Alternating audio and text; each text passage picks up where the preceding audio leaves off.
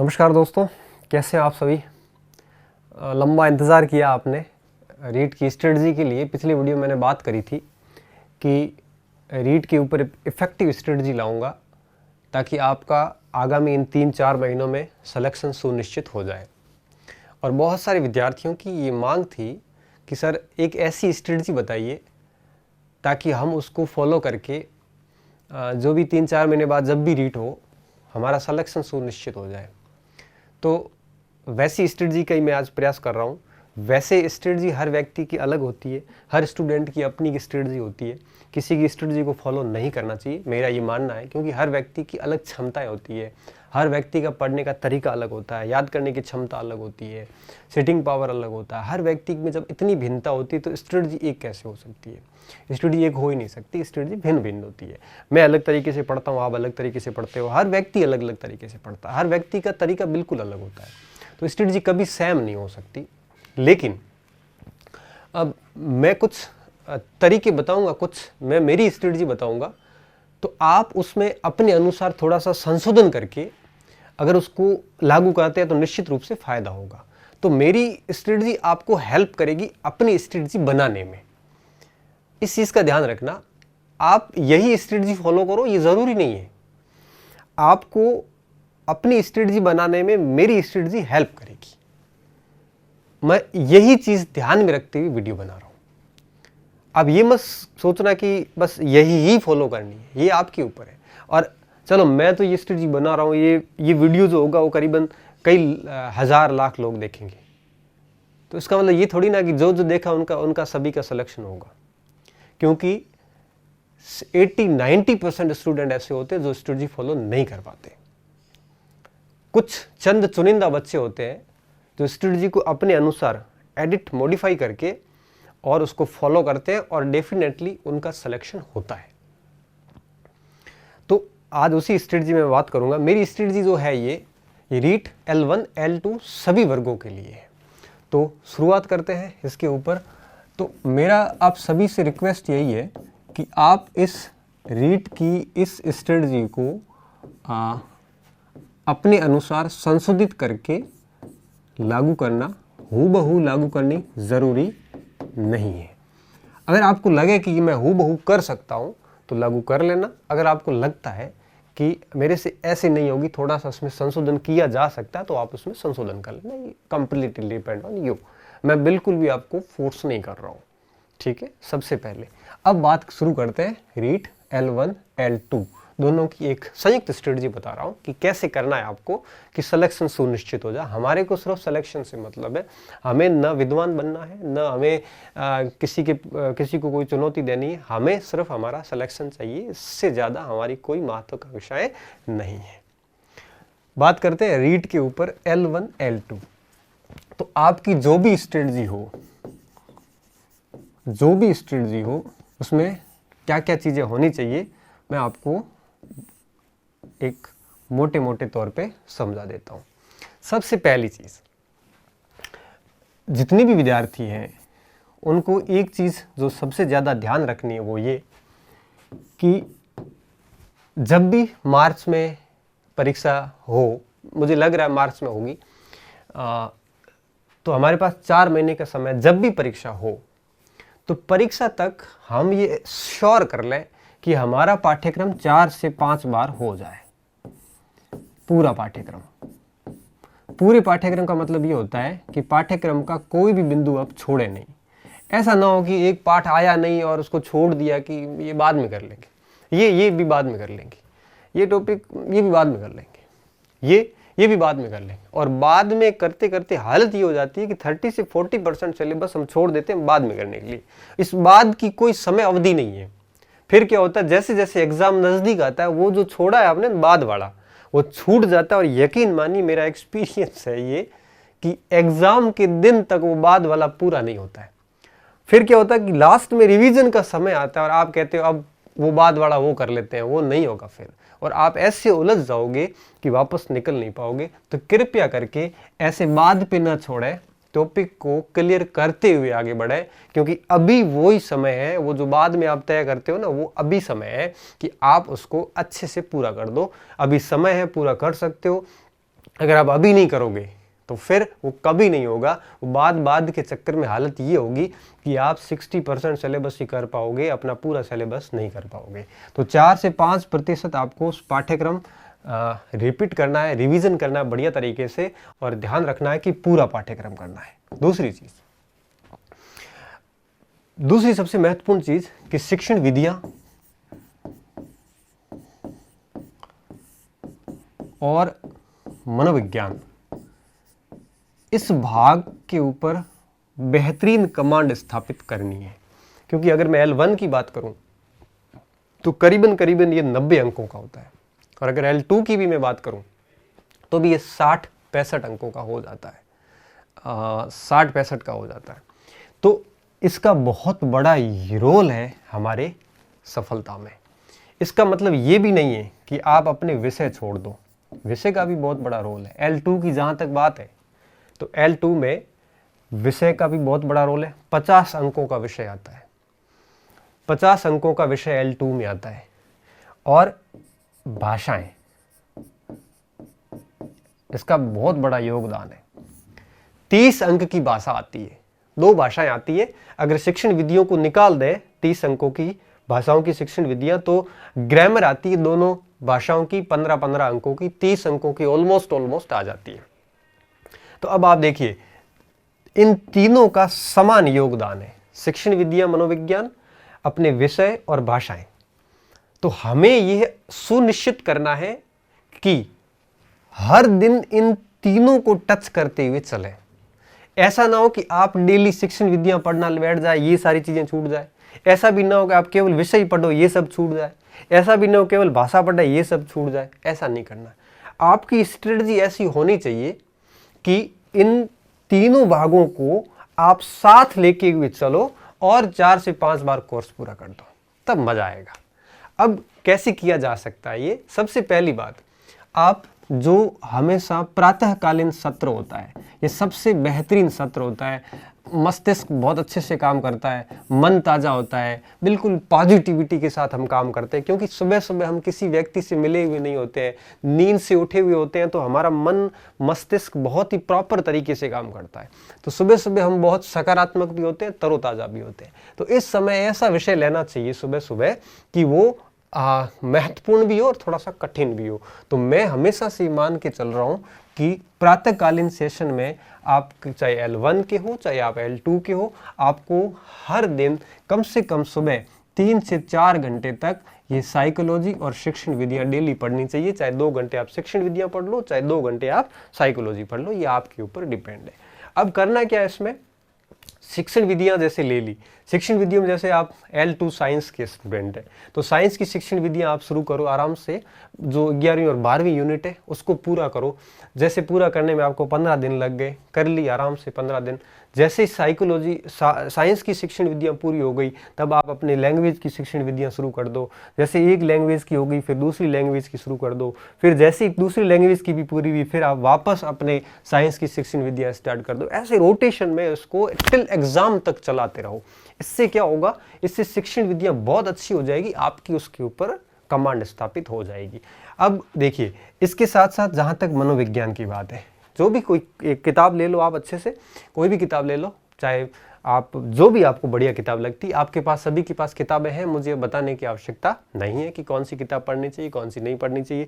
किसी ने धीर सिंह जी की किताब पढ़ी, किसी ने A.K. मंगल पढ़ा है, किसी ने वंदना जादून पढ़ी है, किसी ने फर्स्ट रैंक पढ़ी होगी। हर व्यक्ति ने अपने अपने हिसाब से किताब ली है। मैं ये मानता हूँ कोई भी किताब खराब नहीं होती, उसको हम पढ़ते कहते कैसे ये उस बात पे निर्भर करेगा। तो 2 घंटे आप डेली शिक्षण विधियां और 2 घंटे आप मनोविज्ञान, 3 से 4 घंटे नियमित रूप से आप इसको दीजिए। आप देखना आपकी पकड़ इस विषय पर बहुत मजबूत होगी। इनको पढ़ना कैसे है? इसको पढ़ने में एक चीज़ हमेशा ध्यान रखना। इसको पढ़ने में मैं आपको बता देता हूँ कि जब भी आप शिक्षण विधियां और मनोविज्ञान पढ़ते हो तो आपको क्या करना है? फैक्ट फिगर की बजाय टॉपिक को एज्यूम करना है, अपने ऊपर लेना है, अपने ऊपर सोचना। जब मनोविज्ञान पढ़ते हो, अधिगम पढ़ते हो या बाल विकास पढ़ते हो, आप अपने ऊपर लेके उसको सोचिए। जितना ज़्यादा सोचोगे ना, उतना ज़्यादा वो कंसेप्ट आपके दिमाग में डेवलप होता जाएगा।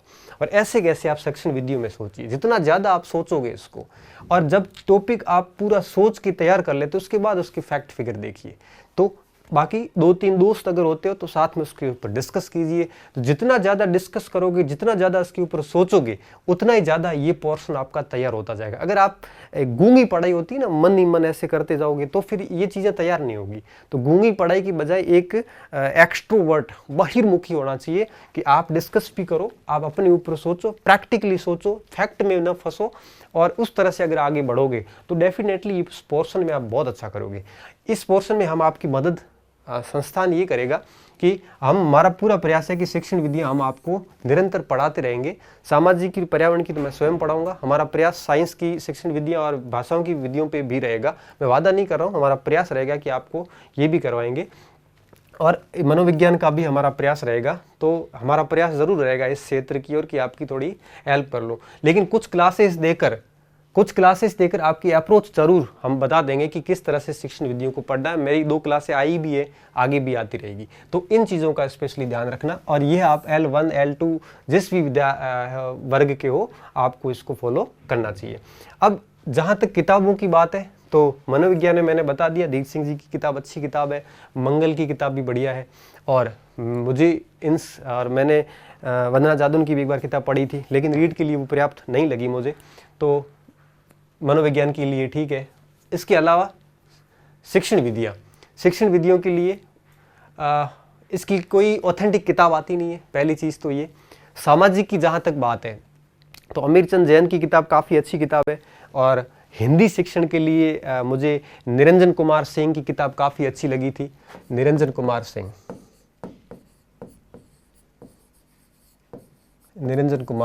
सिंह, ये भी हिंदी ग्रंथ अकादमी की है, हिंदी ग्रंथ अकादमी। और सामाजिक के लिए मुझे अमीरचंद जैन की किताब अच्छी लगी। इसके अलावा साइंस और गणित वालों का मुझे पता नहीं है। बेहतर यही होगा कि कोई भी गाइड लेके भी आप उनको पढ़ सकते हैं। 2 ऑथेंटिक किताबें आती है मेरी नज़र में। बाकी जितनी भी शिक्षण विधियाँ हैं, पर्यावरण हो वगैरह हो, आप कोई भी गाइड लेके बेहतरीन तरीके से उसको तैयार कर लो। अब सुबह का ये 3-4 घंटे बीत जाने के बाद में, जैसे सुबह 6-7 बजे उठ के आप काम करते हो तो 10-11-12 बजे तक आप इस सारी सिस्टम से फ्री हो जाओगे। अब उसके बाद रेस्ट करके फिर आता है आपका विषय। अगर आप L2 के हैं तो साइंस मैथ आएगा, साइंस वालों के लिए। सामाजिक के लिए सामाजिक की 12 यूनिट आएगी। 12 यूनिट में से 2 यूनिट तो ऊपर निकल जाएगी, 10 यूनिट बचेगी। और अगर आप पर्यावरण के हैं तो आपके पर्यावरण मतलब L1 के हैं तो आपके पर्यावरण और गणित यहाँ पे आ जाएगा। तो कहने का मतलब ये कि जो विषय है इसको आप दोपहर के बाद, या यूँ कहिए कि सायंकाल में इसको आप समय दो, क्योंकि इस समय दिमाग थका हुआ भी होता है। आप इसको सायंकालीन नींद लेके एक बार उठ जाओ आराम से, और शाम को 3-4 बजे वापस पढ़ाई करने बैठ जाओ। तो शाम को 3-4 बजे से लेके शाम को 7-8 बजे तक करीबन आप 3-4 घंटे इसके लिए निकाल लो।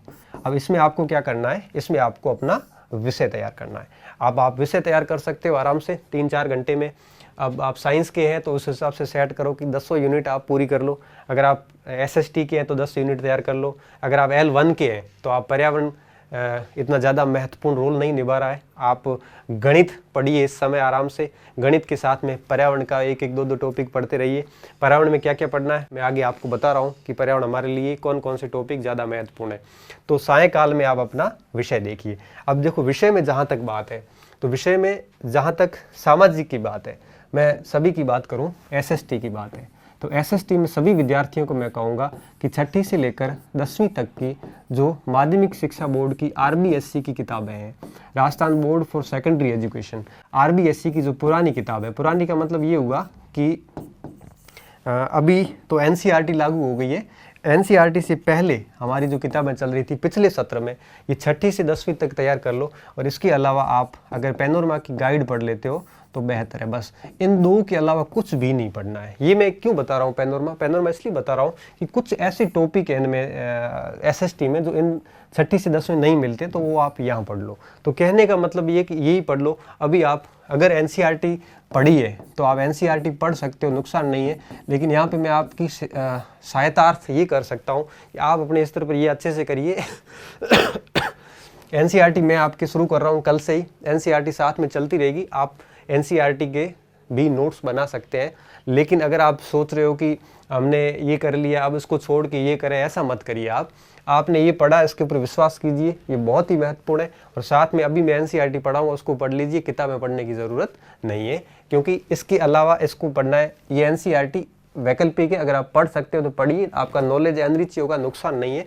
और आप किताबें मत लाइए एनसीईआरटी की, अब मैं पढ़ाऊँगा, उसको साथ साथ में आप आराम से पढ़ते रहिए। ज़रूरत नहीं है, ये ज़रूर कर लेना, ये दोनों चीज़ें आप कर लेना। ये सामाजिक वालों के लिए। जो साइंस के विद्यार्थी हैं उनके बारे में मुझे इतनी ज़्यादा जानकारी नहीं है, फिर भी मेरा अनुमान ये है कि वर्तमान में जो भी एनसीईआरटी की किताबें हैं, अगर आपने एनसीईआरटी पढ़ी है तो एनसीईआरटी, या बोर्ड पढ़ी है तो बोर्ड, क्योंकि साइंस का सिलेबस ज़्यादा डिफरेंट नहीं है। तो उससे आप छठी से लेकर 10th तक का, या हो सकता है तो 12th तक का आप मैथ, बायो, फिजिक्स, केमिस्ट्री जो भी है वो सारी प्रिपेयर कर लोगे तो आपका इसमें ये हो जाएगा। और तीसरा आपके अगर बात करें पर्यावरण की, पर्यावरण के अंदर शिक्षण विधियों को छोड़ के, शिक्षण विधि तो पूरी पढ़नी है, पर्यावरण के अंदर आपको मेजर टॉपिक देखने हैं, क्योंकि इतने सारे 65 टॉपिक है, सवाल 15 आते हैं वहाँ से। तो आपको क्या क्या देखना है, मैं आपको बेसिक चीज़ें बता देता हूँ। एक तो आप जलवायु वाला पाठ अच्छे से तैयार कर लो, जलवायु राजस्थान वगैरह की सारी आ जाएगी। इसके अलावा जैव विविधता का पाठ बढ़िया तरीके से तैयार कर लो, यहाँ से आपके 4 से 5 क्वेश्चन आ जाते हैं। जैव विविधता के अंदर जितने भी राष्ट्रीय जीव वन्य जीव अभ्यारण्य है, चाहे वो जैव विविधता क्षेत्र है, चाहे आर्द्र भूमि क्षेत्र हो, चाहे वो आपके राष्ट्रीय राज्य पशु वगैरह वो हो, ये जैव विविधता का टॉपिक बढ़िया तरीके से तैयार कर लो। इसके अलावा राजस्थान के उद्योग वगैरह ये तैयार कर लो। इससे क्या होगा, राजस्थान का एक उद्योग वगैरह का सवाल आ जाता है। इसके अलावा आपको क्या करना है, एक उपभोक्ता जागृति का पाठ बढ़िया तरीके से देख लो, यहाँ से एक क्वेश्चन हर बार ही आ रहा है। इसके अलावा आप सहकारी समितियों वाला पाठ कर लो, यहाँ से भी एक सवाल छोटा सा बन जाता है। सहकारी समितियों वाला पाठ कर लो। इसके अलावा राजस्थान इतिहास संस्कृति की 2 यूनिट है, वो पढ़ लो आप, राजस्थान वाली, ये बेहतर रहेगी। इसके अलावा आप 6ठी से 8वीं तक की साइंस पढ़ लो, विज्ञान ये पढ़ लोगे तो 5 क्वेश्चन साइंस के आ जाते हैं। अब देखिए 5 क्वेश्चन साइंस के आते हैं, 5 प्रश्न जैव विविधता से आते हैं, 10 तो हो गए ये, फिर 1 1 1 1 1 15 क्वेश्चन हो जाते हैं। तो कहने का मतलब ये है कि जलवायु कर लो, जैव विविधता कर लो, उद्योग कर लो, उपभोक्ता जागृति देख लो, सहकारी समितियां और मरुस्थलीकरण,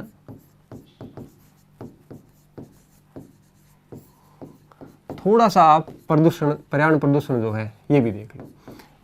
अब ये टॉपिक इतने कर लोगे तो आपको ये जो आवास है, संस्कृतियां हैं, और अगर सामाजिक बुराइयां थोड़ी सी देख सकते हो तो वो भी आप देख लेना। बाकी अधिकांश टॉपिक जितने भी है, जो सफाई कर्मी, गाड़े वाले, कोई सब्जी वाले, ये जितने भी आवास निर्माण सामग्री, भारत के कपड़े, आवास, ये सारे टॉपिक आप छोड़िए, फालतू कचरे में फंसना मत।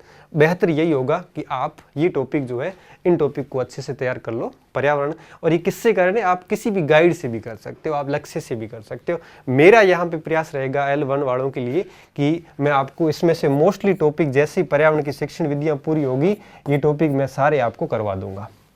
ये भी आज से शुरू कर दिया, ये भी मैं करवाऊंगा आपको। आप साथ में कोई भी गाइड देख लीजिए, लेकिन जैसे ही मैं पढ़ाऊंगा तब आपके ये टॉपिक मैं अच्छे से आपको बता दूंगा। तो अब देखिए मैं वापस आ रहा हूँ इस पॉइंट पे। तो सायंकाल में आप 3 घंटे अपना विषय देख लीजिए। विषय में मैंने बता दिया कि SST में क्या करना है, साइंस में क्या करना है, और आपको अगर आप L1 के हो तो पर्यावरण में क्या करना है। उसके बाद आती है भाषाएं। 2 भाषाएं आपको लेनी होती है, 2 भाषाएं लेनी होती है। एक भाषा तो आपकी मीडियम ऑफ इंस्ट्रक्शन होगी, मतलब ये होगा कि आपका जो स्नातक के अंदर जो मीडियम रहा है, जैसे मेरा हिंदी मीडियम था तो पहली भाषा मेरी होगी हिंदी, और दूसरी भाषा मेरी जो भी पसंद की है वो मैं लूँगा। मुझे अगर हिंदी अच्छी भी लग रही है तो भी मैं दूसरी भाषा हिंदी नहीं ले सकता, क्योंकि 2 भाषाएं नहीं ले सकते आप। दूसरी भाषा मैं संस्कृत भी रख सकता हूँ, मैं इंग्लिश भी रख सकता हूँ, मैं पंजाबी भी रख सकता हूँ, मैं उर्दू रख सकता हूँ, सिंधी रख सकता हूँ, जो भी ऑप्शन लिस्ट में है दूसरी भाषा आप कोई भी ले सकते हो। इन भाषाओं में फिर क्या होगा, इन भाषाओं में आपकी 30 नंबर की शिक्षण विधियाँ आ रही है, जो अपन सुबह के सेशन में ही कर लेंगे। अब 30 नंबर की ग्रामर का पोर्शन बचता है। तो मैं आपको सजेशन यही दूंगा कि आप क्या करोगे, रात में, अब देखो रात को जब आप पढ़ते हो, रात को जब आप 11-12 बजे या 10-11 बजे पढ़ोगे 1-2 घंटे, तो इन 1-2 घंटों में आप क्या करोगे, अपने इन दो जो लैंग्वेज है इसकी ग्रामर को आप बढ़िया तरीके से पढ़ सकते हो। आप ग्रामर में कौन कौन सी, अगर आप हिंदी है तो आप हिंदी की ग्रामर ले लो, अगर आपके संस्कृत या इंग्लिश है तो उसकी ग्रामर ले लो, और आप क्या करोगे, डेली 1-2 घंटे हिंदी की पढ़ ली, हिंदी पूरी होती है फिर संस्कृत शुरू करो, संस्कृत पूरी होती है फिर वापस हिंदी करो।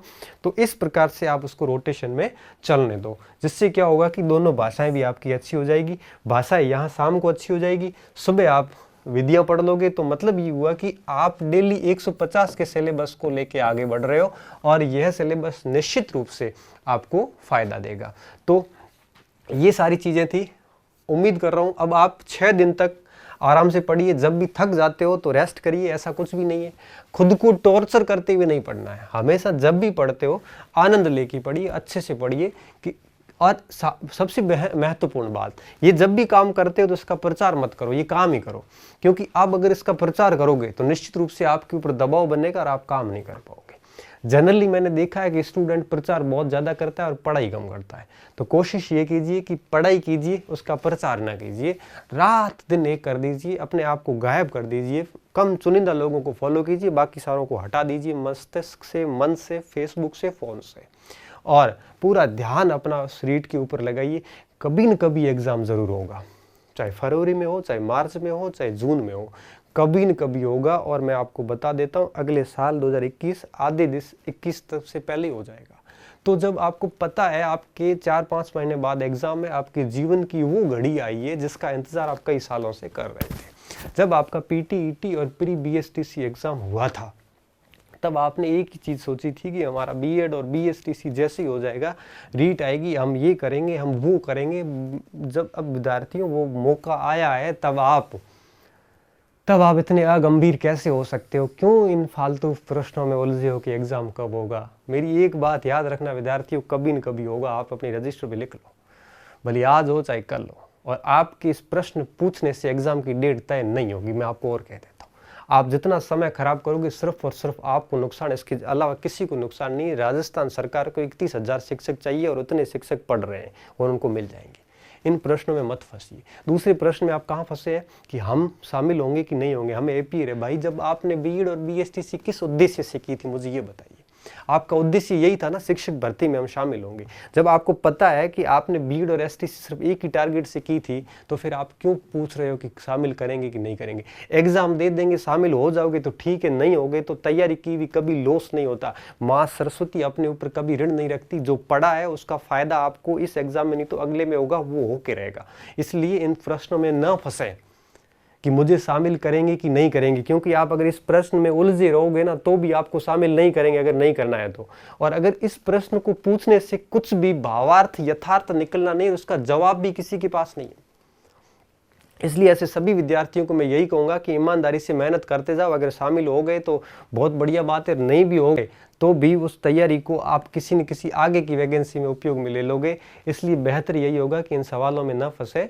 और बहुत सारी चीज़ें मैं क्लियर कई वीडियोज़ में पहले भी कर चुका हूँ, ठीक है। इन सारे प्रश्नों में फंसने की बजाय इस रणनीति को फॉलो कीजिए। मैं आपको दावे के साथ कह सकता हूँ, अगर आप इस रणनीति को 1 महीना भी फॉलो कर लेते हो, 2 महीने फॉलो कर लेते हो, तो आपको कोई रीट से बाहर नहीं कर सकता। आप जिंदगी की पहली सीढ़ी, या यूं कहिए कि कामयाबी की पहली सीढ़ी चढ़ चुके होंगे। अगर अपना जीवन, मैंने कई स्टूडेंट देखे हैं जो 10-10 साल से रीट की प्रिपरेशन कर रहे हैं। अब विद्यार्थियों 10 साल अगर रीट में खपा दोगे तो जीवन के अन्य लक्ष्य कब पूरे करोगे? इसलिए कह रहा हूं कि ये फटाफट इस रीट का झंझट खत्म करो आप तैयारी करके 2021 में, उसके बाद कुछ आगे और देखिए आप। इसलिए कह रहा हूँ कि माथापुची अपने आप को पूरा कंसीडर यहाँ पे करें, अच्छे से पढ़ाई करें। सारी कुछ चीज़ें बता चुका हूँ मैं, और भविष्य में और आपके साथ हूँ, बताता रहूँगा। जब भी कोई न्यू अपडेट आएगी बताता रहूँगा। बस इतना ही कहूँगा कि आप अपनी पढ़ाई जो जारी रखें और इस रणनीति को फॉलो करते हुए आगे बढ़ें। और आप इसको स्क्रीनशॉट लेना चाहते हो तो ले लेना, बाद में लिखा हुआ वैसे भी अच्छे से दिख जाएगा, बोला हुआ है, और इसको फॉलो कीजिए अच्छे से। और कोई दिक्कत आती है कमेंट सेक्शन में डाल देना, और 5-7 दिन बाद जब भी कोई वीडियो बनाऊंगा तो उस कमेंट सेक्शन के प्रश्नों को लेते हुए वीडियो बनाऊंगा। वापस 7 दिन बाद एक वीडियो और आएगा इसका। अभी तक यूट्यूब ने सक्सेस पॉइंट चैनल को लाइव की परमिशन नहीं दी है, क्योंकि उनकी कोई गाइडलाइन होती है, पता नहीं 7 दिन 10 दिन की। चैनल अभी 3 दिन ही हुए हैं, तो जैसे वो लाइव की परमिशन मिलेगी उसके बाद मैं लाइव आकर भी समस्याओं का समाधान करूंगा। बहुत बहुत धन्यवाद स्टूडेंट, अच्छे रहिए, मस्त रहिए और फालतू प्रश्नों में बिना उलझे पढ़ते रहिए।